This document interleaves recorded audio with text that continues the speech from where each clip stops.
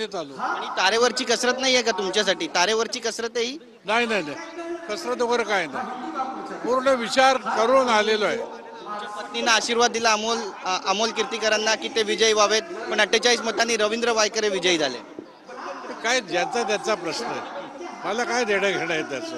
नक्कीच तुम्ही आता इथे देखील काम केलेलं आहे, त्या शिवसेनेत देखील तुम्ही काम केलेलं आहे. कोणती शिवसेना बाळासाहेबांचे विचार प्रखरतेनं नेते असं तुम्हाला वाटतं? एकनाथ शिंदेची शिवसेना, ही शिवसेना बाळासाहेबांचा विचार घेऊन पुढे जात आहे.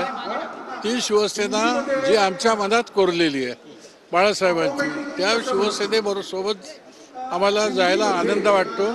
त्या शिवसेनेमध्ये या शिवसैनिकांचं भवितव्य ठरणार आहे.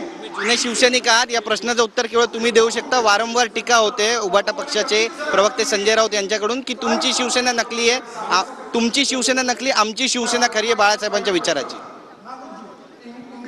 आता हे बघा, पहिल्या प्रथम ह्या लोकसभेची निवडणूक आली, 50% जास्त जागा घेतल्या आमच्या शिवसेनेने.